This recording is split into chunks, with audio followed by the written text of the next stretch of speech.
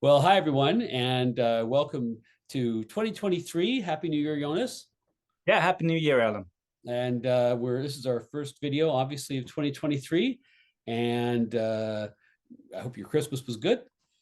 It was awesome. We had a very relaxed time. And you? Yeah, that's the way to do it. Yeah, it was good. We had gone to Mexico and Cuba before. I managed to bring home some intestinal accompaniment, so I laid low for a while, but we still had a good Christmas anyway, and Okay, rested and ready now, and that's it. ready to go. So once again, we have picked a total of 10 records to talk about, four of which we're each going to do and the other person knows about. And then we also have a couple of surprise records at the end. Um, and we'll save the theme of those records until we get to the end. And that'll be a little surprise for everyone who's viewing. So who did we decide is going to start? I forget.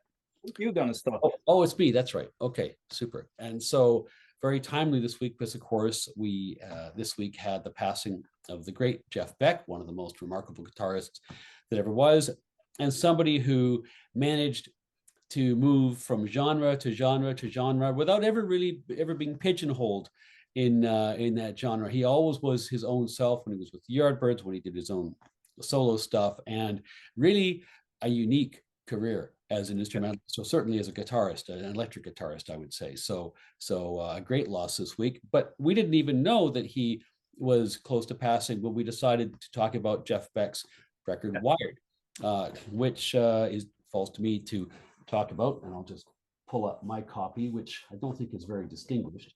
But anyway, here it is. I think it's a Canadian repress, I think, which marks it down as not particularly novel, but anyway, there we are. A So, little bit other title on yours than on oh mine. yeah, This is you've got the blurriness. I don't know which is the original version. Yours looks cooler.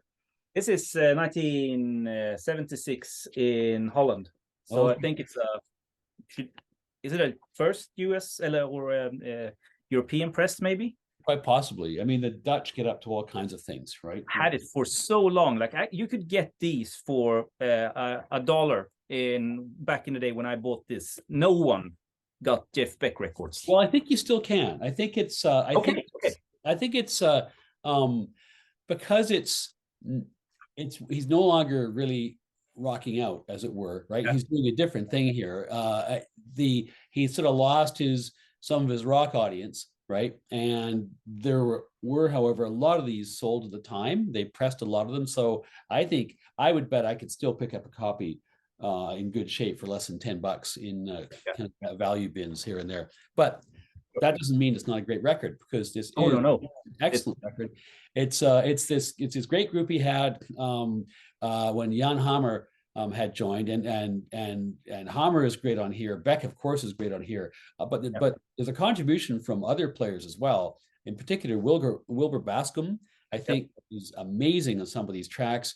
And then he's got three drummers on here, including Narada Michael Walden, who writes about half the album, I think. So it's really fascinating. It's not just a Jeff Beck show. In fact, in some respects, he's he's still central, but I mean, there's no way does he dominate this record. I mean, this is very much a collective piece. Jan Hammer, the first track, Lead Boots, like I love his work in the synth, although it's tricky because I think Beck at times too is also playing quite heavily processed guitar at different points in the record.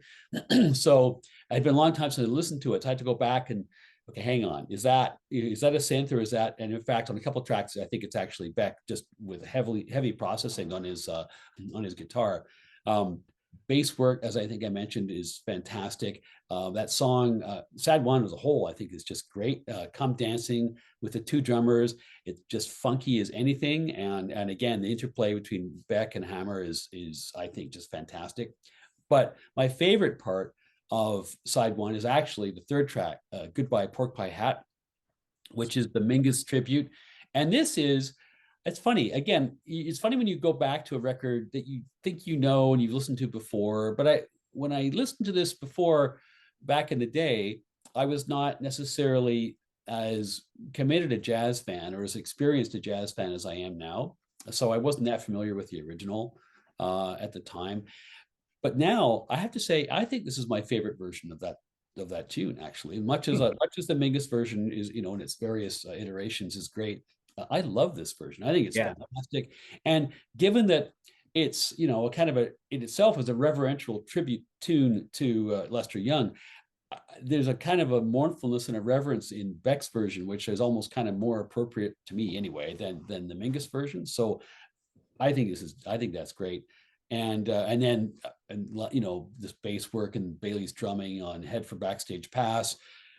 Side two, I'm not so keen on. I'm always happy to play side one. Side two, I'm interested to hear what you think about this, because as you know, I'm not that big of a fusion guy. I like the funkier stuff that occurs on side one. Side two is more what I would call, electric fusiony. And to me, I find there's too much sort of virtuoso stuff at the expense of other things that I like. But I do love the final track, Love is Green, which I think is totally beautiful. So for me, it's like if I were to score, I'd call it a 4 out of 5 record. I love the first side. My own taste. I'm not saying side two is not good, but it's not really to my taste. But anyway, what do you think? I'm fascinated to see, because this to me is like halfway between fusion and jazz funk, right? And yeah, sure. Yeah. I think that you said everything I want to say, and I agree. I like the more fusionist stuff than the funkier stuff. So I don't mind the second side here at all. I think I grade this a 4 out of 5 also, because not a 5, because I think it's a little bit ahead of its time, and I say that not in 100% positive way.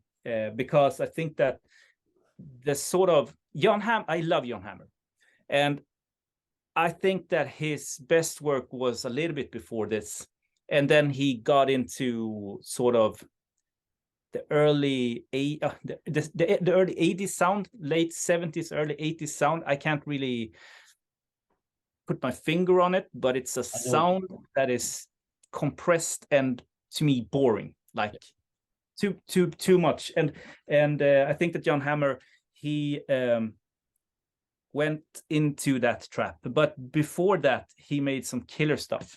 There's a very underrated jazz record called, I think it's called like Children, that he did with Jerry, violin player Jerry, never mind. It's a really good record. But no, I don't have anything more to say about this one. I was just going to react to what you were saying about Hammer. I think what his early, as you say, when he was innovating that stuff, it was exciting. I think then what happens is movie producers, TV producers kind of lock onto that sound. It's commercial, or they can see the commercial applications of it, and it sort of you start to find it everywhere. And even Jeff Beck went into that trap, didn't he? Because in the 80s, he also did the sort of tried to go a little bit more commercial and radio friendly. And I mean, this is my Jeff Beck. This or before this is definitely my Beck-Ola. Fantastic. Truth. Amazing. Well, great. Okay, so thank you for allowing me to lead off with that one, and rest in peace, Jeff Beck, a tremendous artist, the like of whom we won't see again. Okay, over to you, Jonas.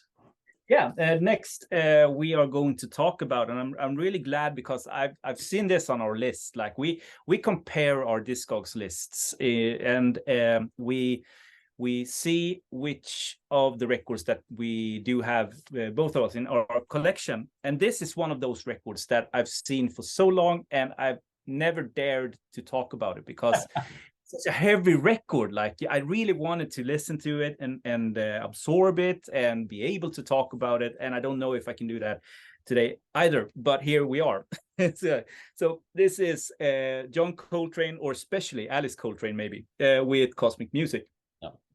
1967, I think it was recorded and released 1968, but I might be mistaken. And this is, we both have the sort of the reissue version of this one. I would love to have the first press. Man, that would be awesome, because I think that it was the only record that was released on the first real Coltrane recordings, or Coltrane records. I don't know what it called it. And I was curious to know if you know what happened with the label, because they had to. I mean, Alice Coltrane and John Coltrane, they started this label called Coltrane Music or Coltrane Records, but then they seemed to merge into Impulse again after his death, something like that. Well, I do know the story. Because it was part of my conversation with Ed Michel.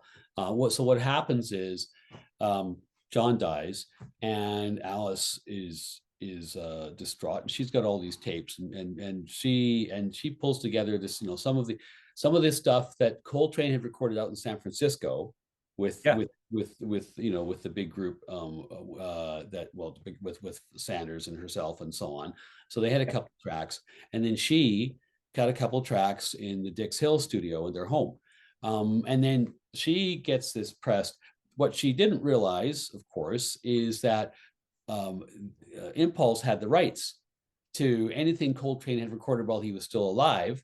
Well, obviously he's dead, but they had the rights to the San Francisco tracks.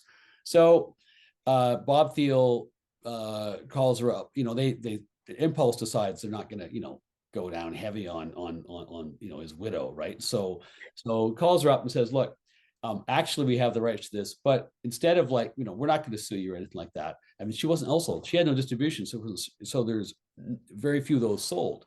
So he said, look, let us do a better job of the pressing, the packaging, the distribution, all this sort of stuff. And while we're at it, let's sign you to a record deal. And so she said, great, because also she's anxious because her husband's died. Where's her money going to come from? So now she's got a deal. So it's kind of win-win. And then the version they put out sells because they've got the distribution and all the rest of it. So that was kind of how it was dealt with them. But those original ones they're scarce and they're expensive. Yeah, sure. You can find one. They only released the Cosmic Music as outside of Impulse. So did they release anything more outside of Impulse? So you can see, right, there's the little logo, right? Coltrane Records. It's got the Impulse logo on it there, but it doesn't obviously on her version.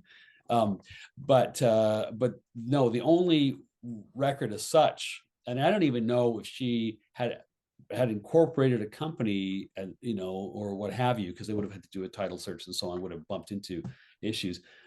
So as far as I know, it's only that first slightly illegal pressing that she did that is the only one that was not produced on Impulse, and obviously this one later was done on Impulse. So I have Infinity, which has I think 2 tracks that were from the same sessions as this, and that's also a Coltrane Records product, but also with Impulse. So that's why I thought of maybe. I think they said you can put the that logo on the cover, right? But I don't know. Don't think it's particularly meaningful. I mean, it was to her obviously, but I don't think it wasn't economically meaningful.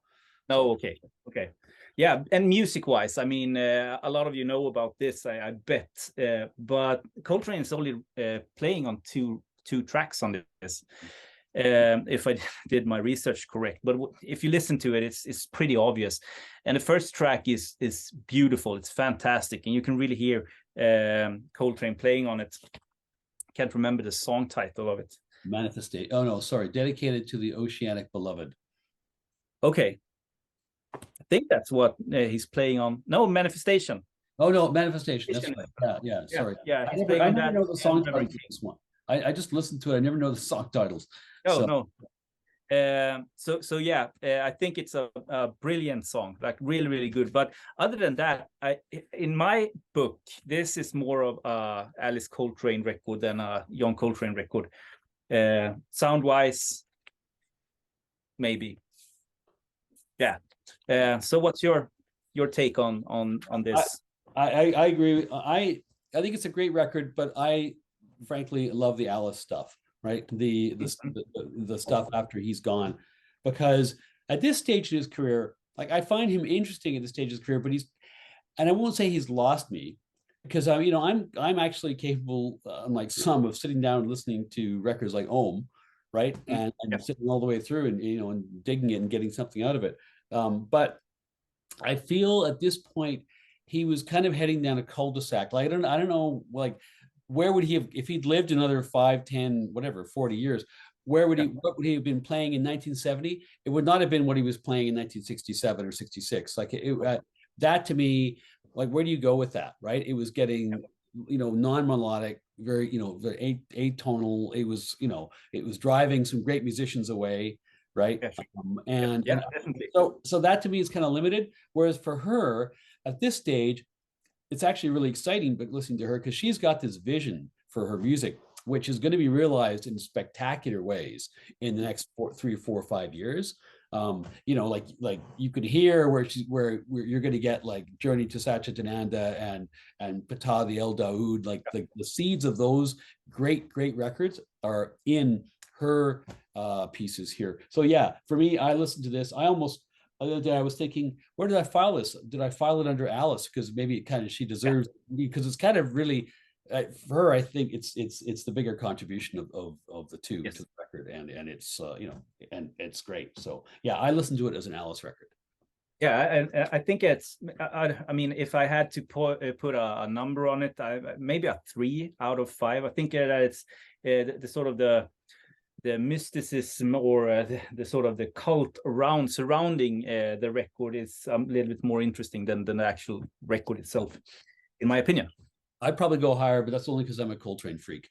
So yeah, sure. so that's the sort of the fan bonus, right? So okay. Okay, so let's move on, and our next record is, of course, which I've tucked down at the bottom, is a tremendous record from the late 70s by Keith Jarrett and his American quartet, the Survivors Suite. And Keith Jarrett is, well, he's such an interesting guy because he forces you to really, think about what your definition of jazz is. Yeah. Because very clearly, if Keith Jarrett is jazz, and I think he is, then therefore jazz does not have to swing all the time, because sometimes this swings, but normally for large passages it doesn't. A lot of his solo records don't really swing.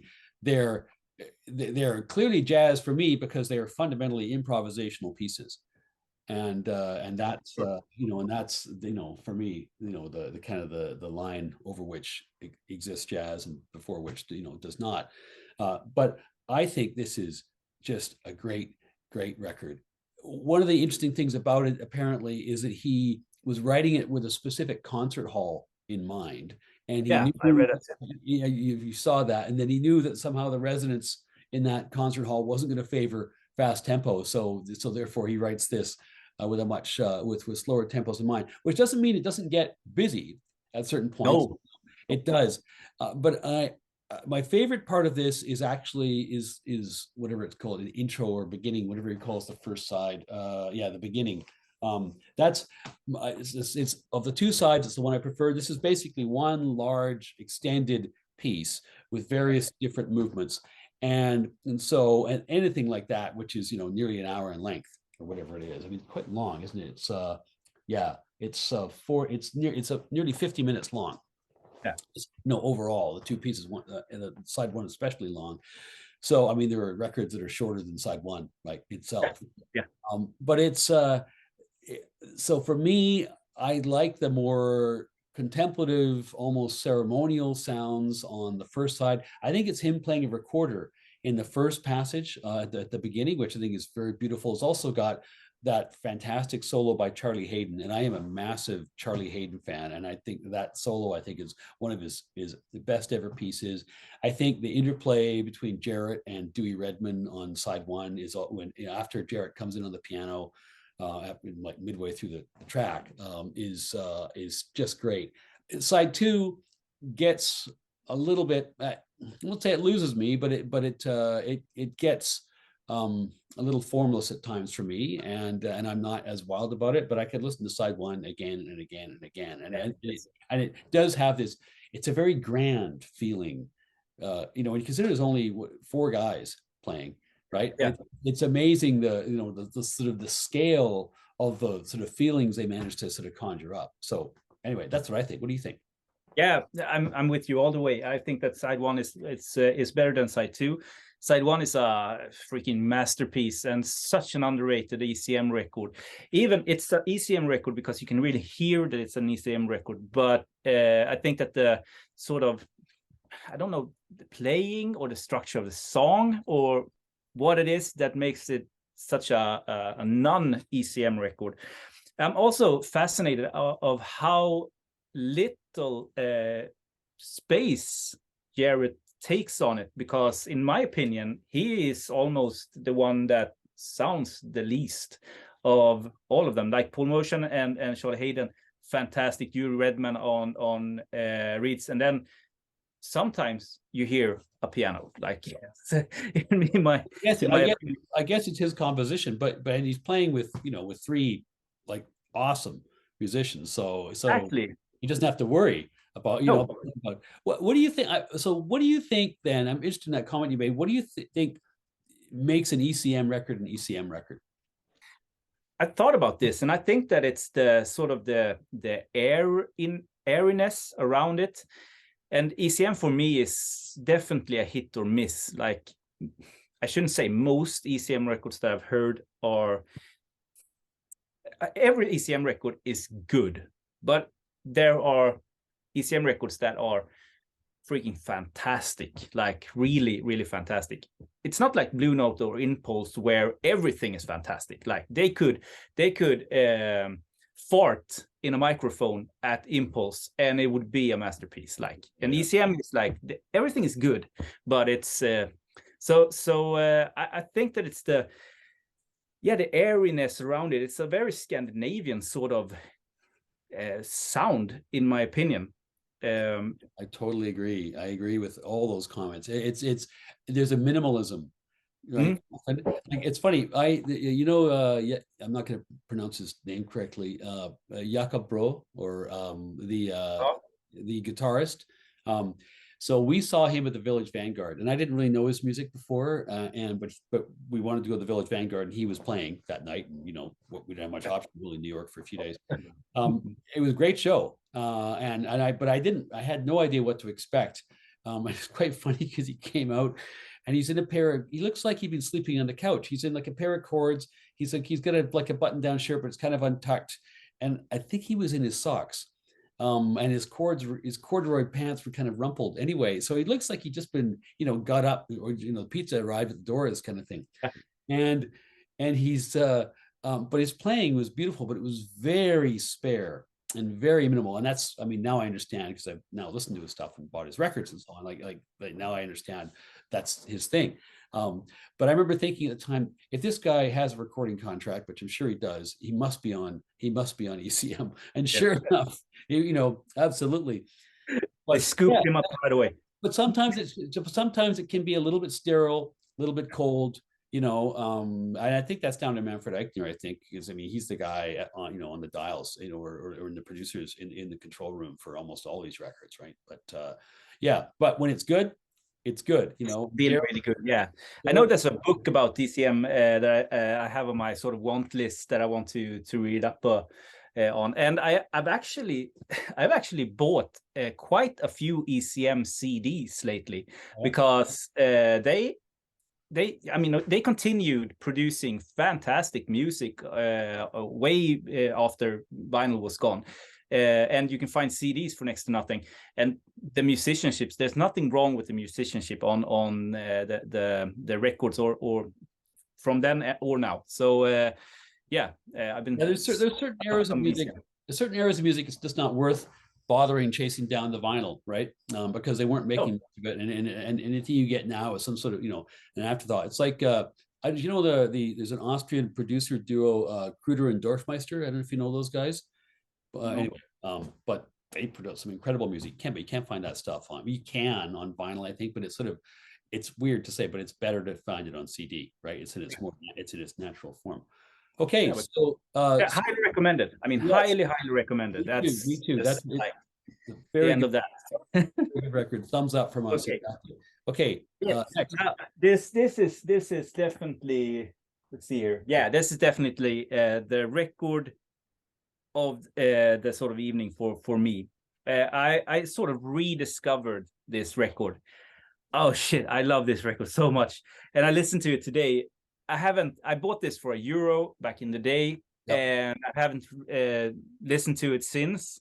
And I noticed I didn't clean it, and this deserves a cleaning, because you have to listen to it, spotless. It's such a fantastic soundstage. Also, this is Dolly Parton's Jolene. Yeah. I'm like, it's fantastic, isn't it? The sound of the record is amazing. I mean, the title track, Jolene, the sort of the acoustic guitar, the finger picking in the right channel, and you have some swooping sort of drums on the left, I think, and her voice just spot on, and the soundstage is enormous. Like, I've never heard a Nashville sort of record being that huge, but there's not much instruments. Fantastically recorded, such a great record. Or should I say a great record? I think there's a couple of duds, like really, really bad tracks that is super cringe worthy. And I think that's not, I think that they are good tracks, but I mean, she's really sad on this, isn't she? I mean, she has some serious boy problems on this one. Are you thinking of Randy as one of the cheesy tracks? Maybe. Let's see here. River of Happiness was maybe one of those also that I was like, because every single song is about heartbreak, or sort of the man leaving the woman stuff. I mean, she's not a strong woman on this one, is she? Yeah, I've heard that's a common critique of this record, actually. That Okay. it really, she doesn't have much backbone in the lyrics here, which No. and that's I think it's fair. But the highlights here, it's not just the title track, is it? I mean, there's other. Oh no. I mean, I will always love you. Also fantastic. Early Morning Breeze, maybe. That's that one. No, that's a remake, eh? Like she had already put that song out just like 2 albums before or something like that, or 3 albums before, and this is a re-recording. I don't know why she re-recorded it, because the first version was pretty good. I mean, this is good too, and there's not really much to choose, actually, if you play them sequentially between them. But it is a great record, great song.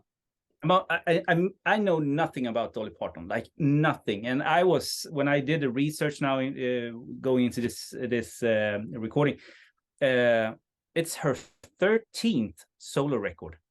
Yeah. Like 13. I thought that this was the first one, especially when you see the cover artwork. This is an ugly cover, isn't it? It's not the most attractive cover, I have to say. There are 3 Dolly Parton records which I would recommend anybody own. If you okay. And those are this one, yeah. Coat of Many Colors, which is a beautiful record, beautiful title track too. That title track brings me to tears every single time. Not a lot of songs do. And then My Tennessee Mountain Home. Okay. Those are all from her kind of early classic period. I think she's out on her own without Porter Wagoner for all of those. I mean, she does great stuff before and later. But I lose interest when she gets into the pop stuff, but unfortunately in this classic period, the corny stuff kind of comes with the package. But if anybody can carry off a totally corny song, it's and make it work, it's Dolly Parton, right? You imagine other people trying to sing these songs and like how bad they would be, right? Yeah, but in hands, they're just gold.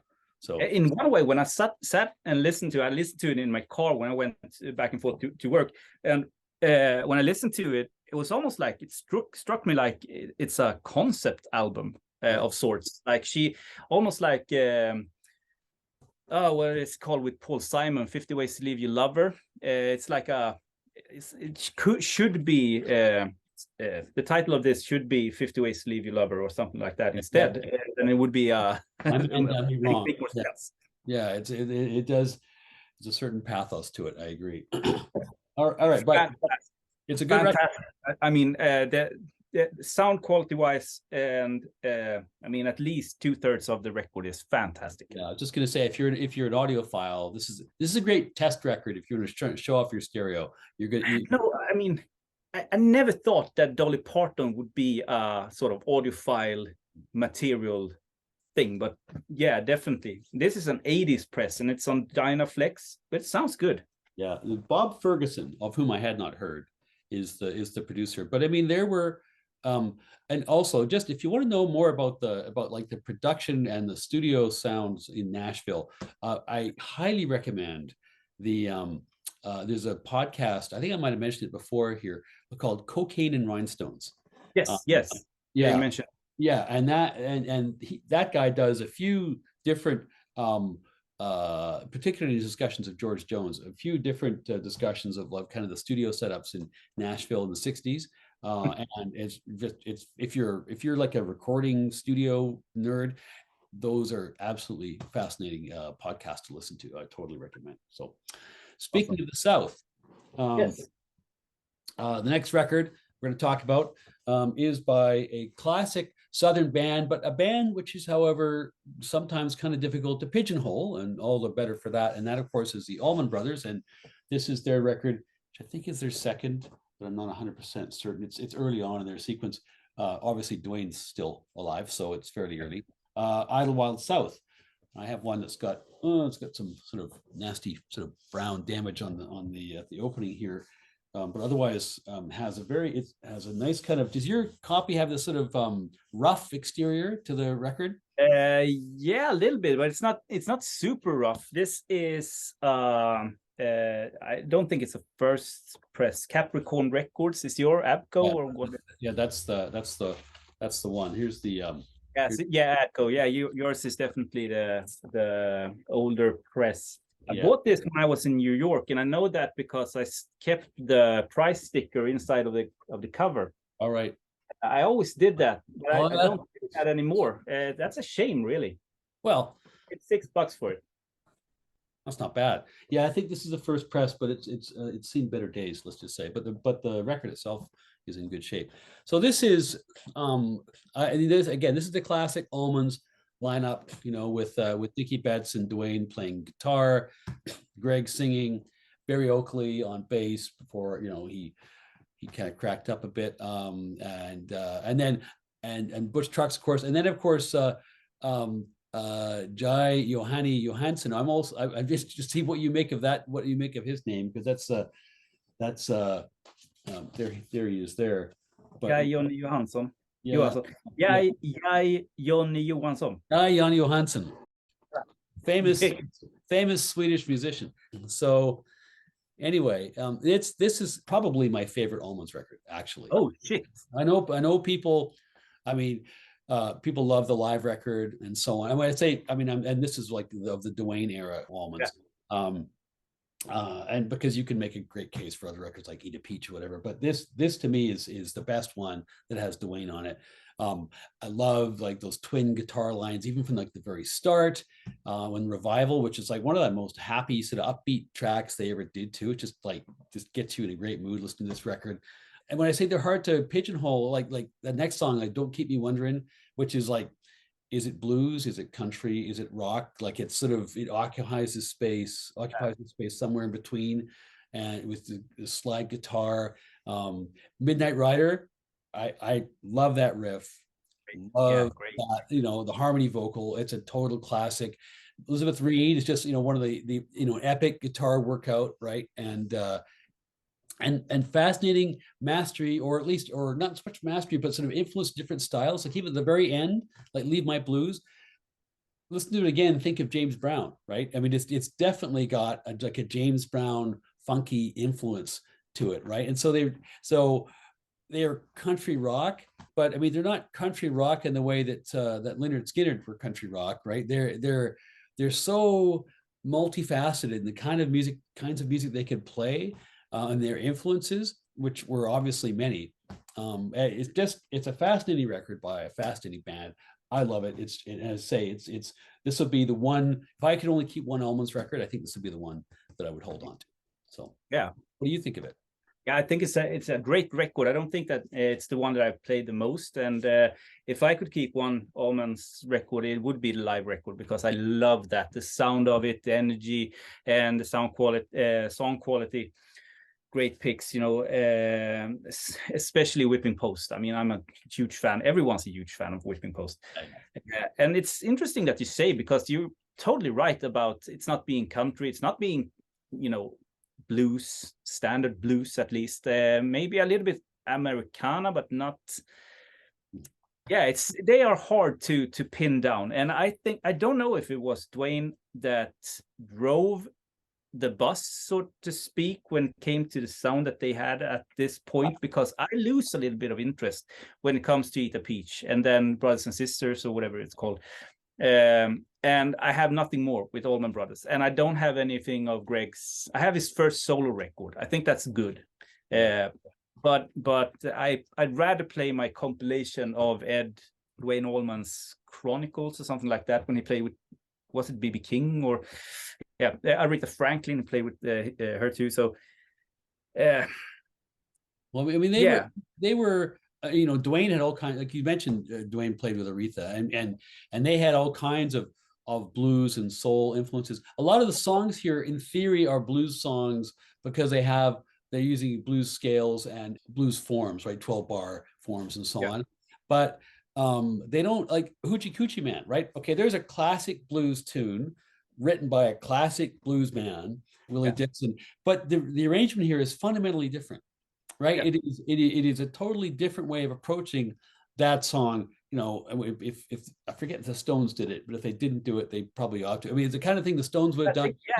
The Stones would have done it if, and again, I'm embarrassed that I can't remember if they did, but if they did do it, they would have done it in the kind of a tribute band kind of way. This is not a tribute band take on that song. We're going to Allman's this up and make it our own song. And you have to remind yourself that what the origin, this is a Chicago blues song, but they've done something.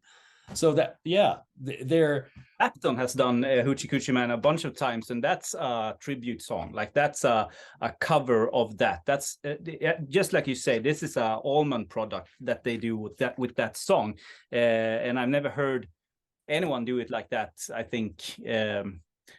But I don't like Clapton, so but and Layla, that's also on that record. You can also like, I think that Layla is one of the best records that Clapton ever were on, and I think that's has a lot to do with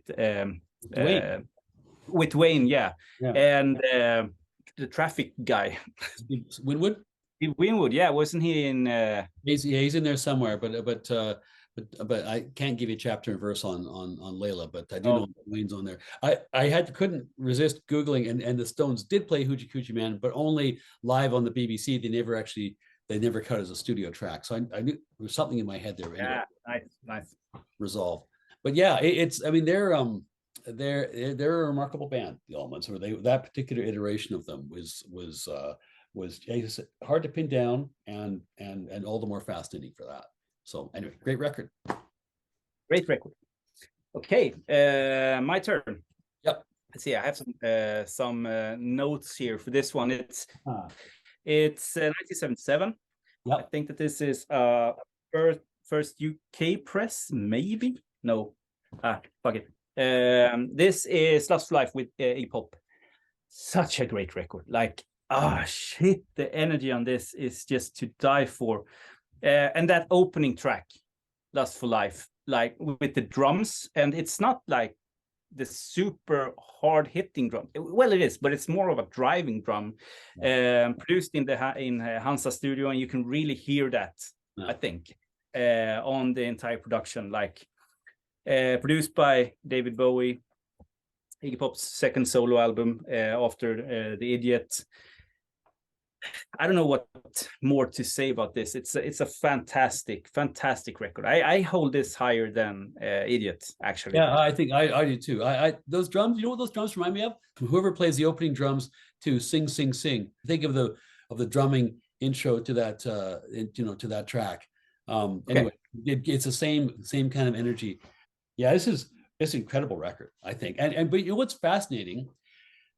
Well, many things are fascinating because this is sort of peak Bowie, Iggy Pop collaboration. Yeah. Bowie writes like all but 2 of the songs on here. Iggy always brings the energy, but the grandeur to some of these songs is definitely Bowie's. And I don't know if he gets credited, but I'm sure he's there singing and doing stuff in the background. Probably. Oh no, yeah, well, he plays piano. He does get a credit for piano, and I guess he's also the recording engineer too, strangely. But you know, the funny thing is, the very best song in this track on this record is one of the only ones not written by Bowie. It's Yeah, the Passenger. passenger, which that to me is like any record that has a passenger on it is automatically a great record because that's one of my, you know, BBC has that Desert Island disc, you Yes, know, yes. 10 songs. That is one of mine. And I came to it later in life, actually, weirdly. I never heard the song at the time. And although I was a bit young, because I was only 12 when it came out, I guess. But I never, you know, somehow it just sort of missed me. And I only really started to listen to it in the later 90s. And it just became like an earworm. It's a fascinatingly hard song to sing because to sing the lyrics accurately because he does all kinds of variations, and sometimes the choruses or the verses are longer, sometimes they're shorter by a couple of lines, Okay. various different things. If you Even now, I probably heard that song 200-300 times, and I still have a hard time singing along because I'll miss certain lines or cues and I forget. You know, it's anyway. That's just my Awesome. own failings. Maybe it's not actually a hard song to sing, but Maybe. I love that song, and Yeah. I love the title track. And the rest of it, I think, it has some great parts to it, and sometimes I think we talked about Bowie's Berlin sort of phase, and I'm not super keen on all of it, and I think some of that sort of mid late 70s Bowie malaise kind of seeps in at times, Yeah. but whatever. Definitely. This is when I listen to it, I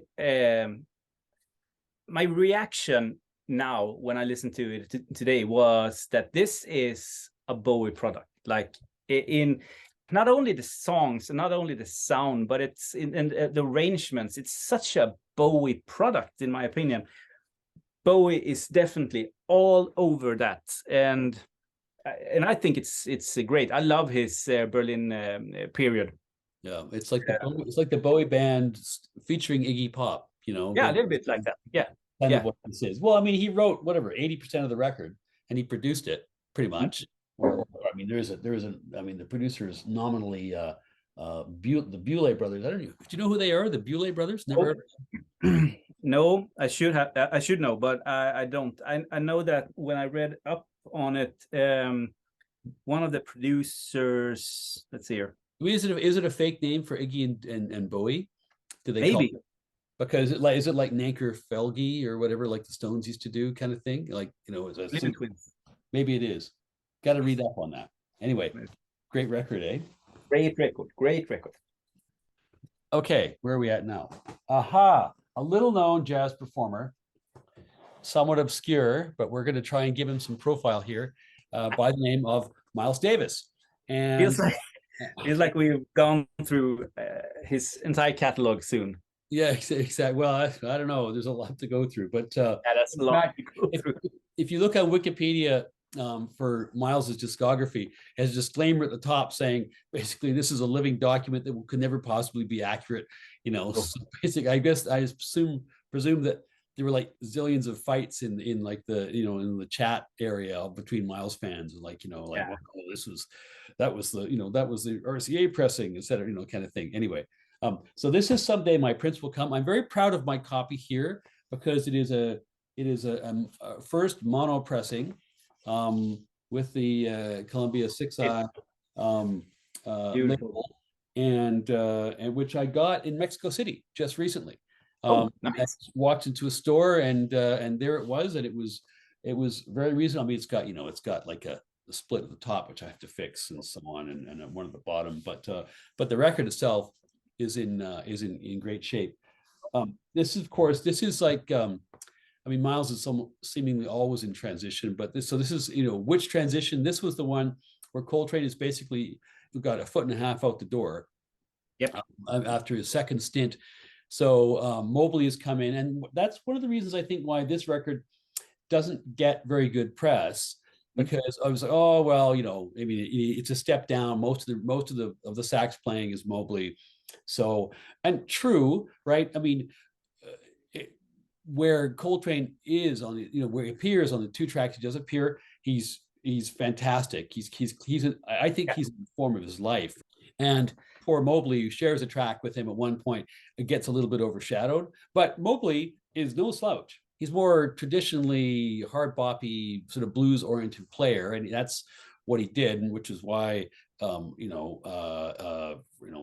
Alfred Lyon recorded him whatever like 100 times or however many times he's on a blue note. He's on a lot of blue notes. But I think this record is actually really, really great. And for me, it's hard for me to think of another record which has more of that sound of Miles, which I love the most, that muted trumpet kind of smoky sounding. Like, this is a record, listening to this is the kind of record that makes cigarette smoking cool, right? Smoking cigarettes, in a Parisian cafe when it's raining, this kind of like this is the music that you want, is because there's at least about half the record is ballads, right? With that trumpet sound, which is so great. He's got that great rhythm section, right? With Cobb and Win Kelly, who sounds a little bit. Kelly sounds a bit like Bill Evans at points here, and he reminds you a little bit as what McCoy Tyner would sound like with these. Just has these kind of, I don't know if they're modal, but these little kind of almost two-fingered chords that he sort of layers in, particularly at the beginning of the first track of the title track. Just an excellent record, and in particular the ballads, but otherwise the fast numbers swing. Coltrane is incredible on in his two cameos here, and Mobley is a great player, just a very different player. And I think it's unfortunate for him, one track where he's on. I guess it's the title track, where I think contrast doesn't do him too many favors. No. But on his own, I think it's great. This is one of my favorite Miles records. I'd put this in my top, certainly my top 10, maybe even my top 5 Miles records. What do you think? Yeah, I think it's a fantastic record. I think that it's the perfect record. I think the sound is just between Sketches of Spain and Kind of Blue. And I love the beginning that almost whips up this sort of expectations of where the song is going, and then he comes in swooping in with his very sort of great trumpet playing. I love it. I think it's if you're tired of Kind of Blue, you could put this on and it would be a great sort of transition. Maybe on my top 10, not my top 5, but it's maybe fair. Yeah, well, there's a lot to choose from. But I mean, it's funny because it's a different kind of a mood to Kind of Blue too, right? It harkens back a bit more to his Prestige sides, and I can think of what's that beautiful track? I think on it never entered my mind, but I forget which one of those Prestige ones it's on. It might be Workin', I think. Anyway, that to me is like peak Miles, peak sort of early mid-career Miles is that track, and that the feelings I get from listening to It Never Entered My Mind, the feelings he evokes there, I get that a lot, that buzz a lot from this record as well. I think it's fascinating also because the older I get, the more I tend to go towards the sound of Miles. When I started listening to really listening to Miles, I was in the fusion. So Bitches Brew and Silent Way, Nefertiti, those were for me the top 5s. And my least favorite Miles record was Sketches of Spain, the sort of orchestral Miles, and now it's just the other way around. I can't get enough of Sketches of Spain. I think that's a fantastic record. That Concerto de Aranjuez, that track it's so that's another one. I just go back to my head all the time. Yeah. Where I don't listen to Miles after 1970. Really, I try now and then, but I recognize a lot of people love that era. I think I'm missing the gene that makes that music. The fusion gene. The fusion gene, exactly. So, okay, next. Okay. Yeah, this is going to be a controversial record to talk about. So strap on to something, but I didn't manage to play the entire thing. Like, I don't get it. I really don't get it with this band. And I've said it before on my channel. Like, I really try. Like, I really try to get what it's all about, and I can't understand it. Like, I don't have one single Who record that I think is good.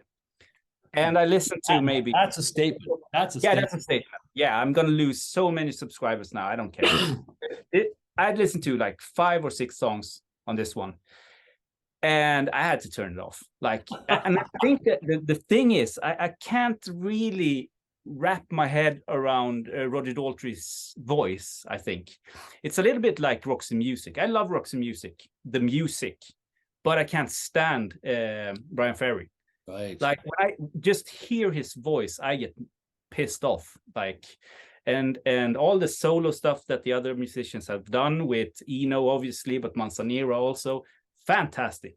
But I can't stand Brian Ferry, and I think that there's a little bit of that in this. This is so pompous. I don't get it. Like, so I guess you tell me. First of all, I want to say I get it about the Who to the degree that I don't think there are certain things about Daltrey which annoy me too. Sometimes I think, God, he's just the wrong voice for this song. So often it's a relief when Pete sings, because when Pete sings, it's a whole different feel, and Daltrey is always like a bull in a china shop. It feels to me, but let me just, before I talk about Tommy, can I? So would you say that? So you don't think Who's Next is a good record?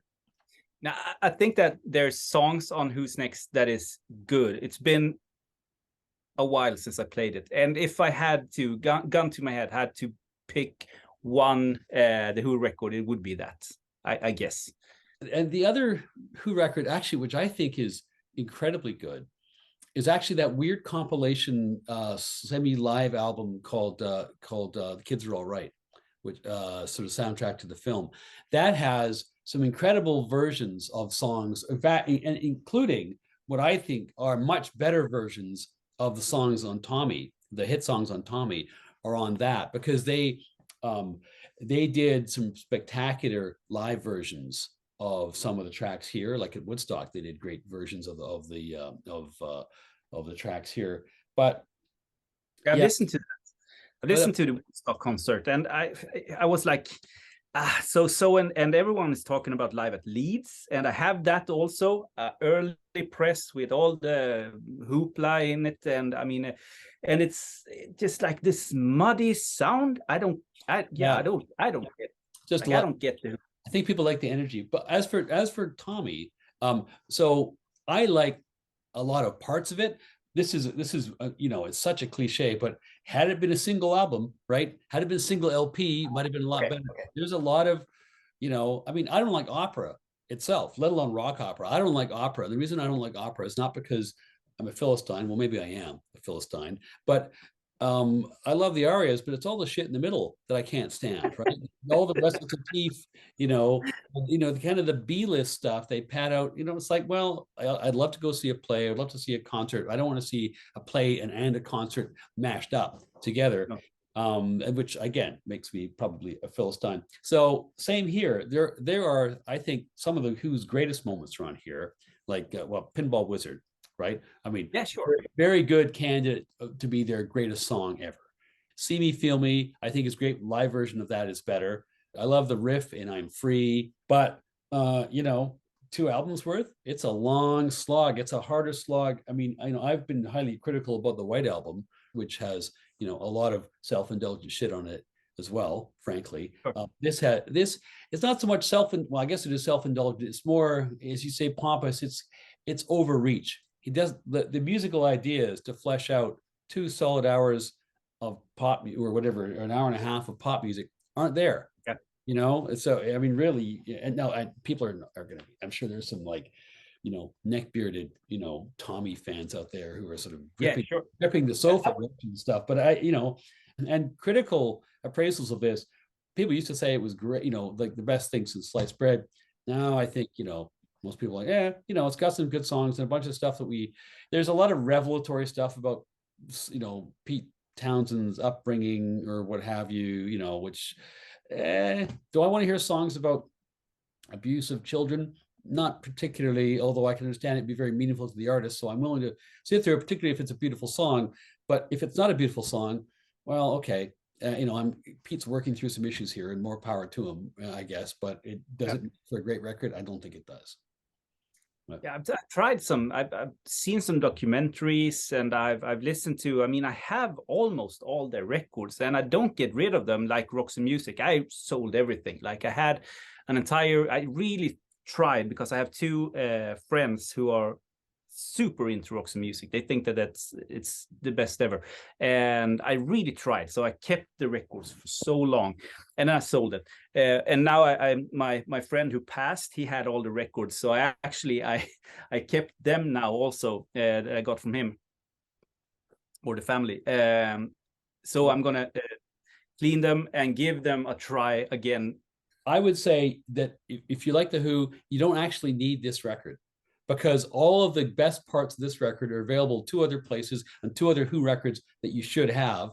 One is Meaty Bitty Big and Bouncy, right? That tremendous singles compilation, which has got Pinball Wizard, and the Kids Are All Right has preferable versions of Tommy Can You Hear Me and See Me Feel Me.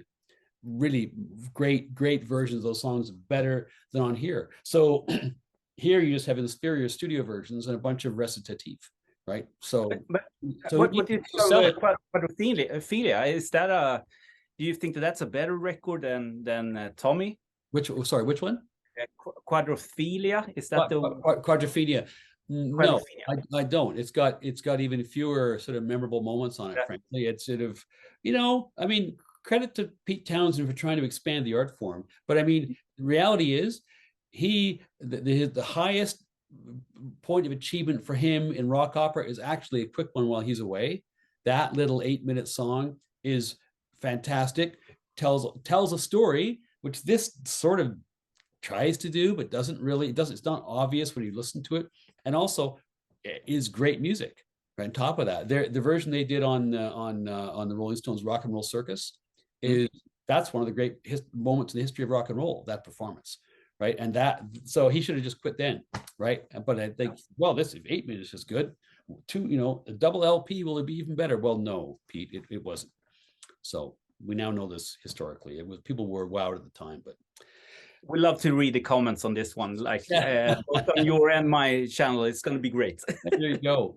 Yeah, probably. Well, we put it out there. Okay. So now what we decided to do was to each pick a record which was a favorite early memory from the collections of our parents, or an early memory of music when we were young. So over to you. Yeah, I took this. I don't like collecting records. Like I have records from my childhood, but not many. Most of it I've sold through the years. Like this is my collection is a living thing. Like I don't hold on to everything. People, like, I talk to people all the time and they say I could never sell anything on my records. I sell stuff all the time.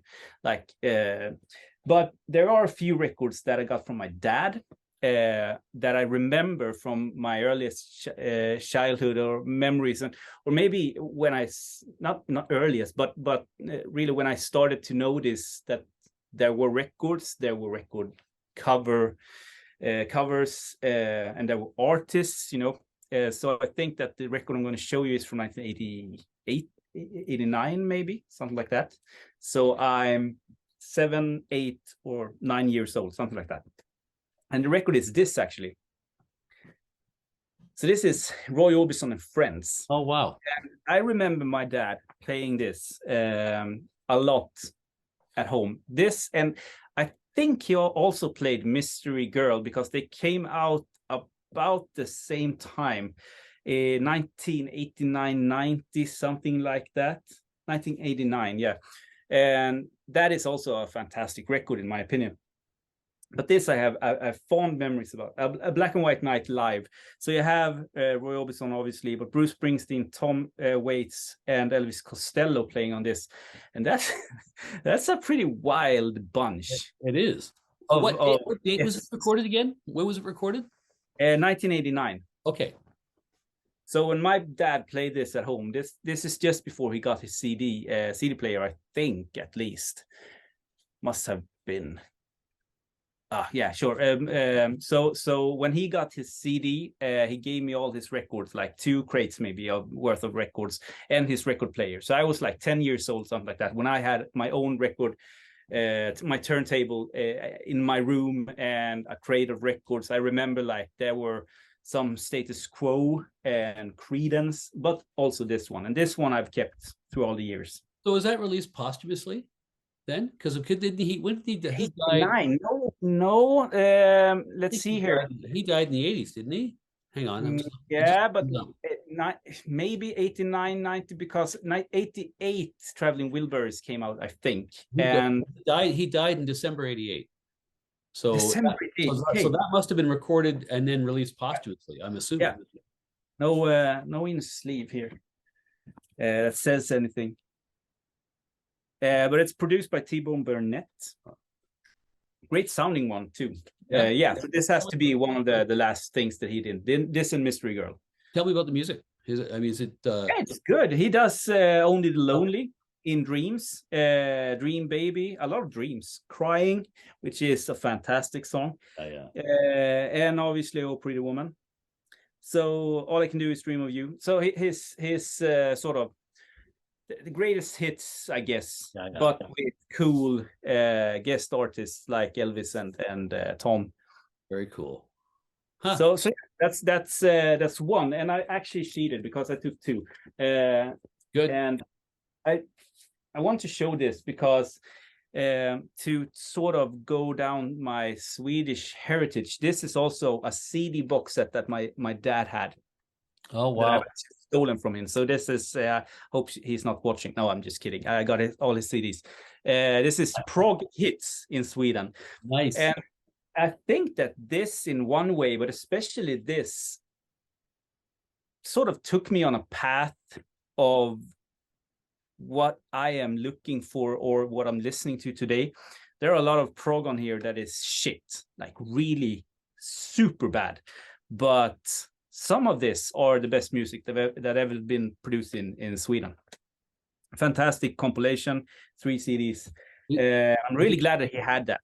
Is it only Swedish prog? What did you say? Is it only Swedish prog, or who else is on that? Yeah, only Swedish prog. So like Samla Mammas Manna, you have to be like into Swedish psych, I guess, to know some of these. But Bo Hansson, who did Lord of the Rings, right? You have Kebnekaise, Träggas och Stenar. So some of the sort of the pillars of instrumental Swedish progressive music, or maybe more like folk psych. But then you have the progressive movement, the political progressive movement here in Sweden, with Swedish lyrics and very sort of folk singer-songwriter, political, anyone can play sort of that sort of movement, and that's not my thing. But a lot of people love that music, but it's not. That's almost like the punk ethos, right? Anybody can play, just get a guitar and play, kind of thing. So but it's not punkish music though. It's like no, it's like Bob Dylan, in a way. Right. So it's like the lyrics of Bob Dylan when he is the most political in maybe the 60s, right? I should say. But it's funny thing that you mention it, because in early 70s there were a group that no one could play. They took up some instruments and they wrote a song, and that song was actually covered by Swedish absolute most known punk group later on. They had a smash hit with one of these sort of political prog songs, and the arrangement is totally different, but it's sort of the proof that music works over sort of what do I want to say, like over ages, and like it crosses generations. Yeah, it crosses generations. Yeah, exactly. Yeah. Thank you. Yeah. Well, that's fascinating. I know it's a. I mean, my kids have had to tolerate listening to all kinds of stuff. Well, although it is a point of pride to me that they can easily pick out Ozzy Osbourne's voice on almost anything now, because Cool. of their early training in classic Black Sabbath releases. But one isn't always successful in transmitting that. But it is remarkable, and why we're doing this bit here, that the things that imprint on you, when you're younger, that your parents like. It's also kind of fun. I've sometimes given music back to my parents, particularly my dad's a big music fan, that he would never have listened to. I remember I gave him Bob Marley's Legend, right? And he'd never heard a reggae song in his life, right? But he was probably 50. It was probably around 19 in the mid to late 80s. I gave that to him. He thought it was fantastic. It was nothing. Yeah. It was on the turntable for like the next 3 years in the house, right? So I was like, well, that was nailed that one apparently. Yeah. But this one actually is the other way around. So this record. So I grew up in a town in southern British Columbia, and we would occasionally. My grandparents lived in Vancouver, so we would obviously drive down to Vancouver Christmas and summer and holidays and so on, see my grandparents.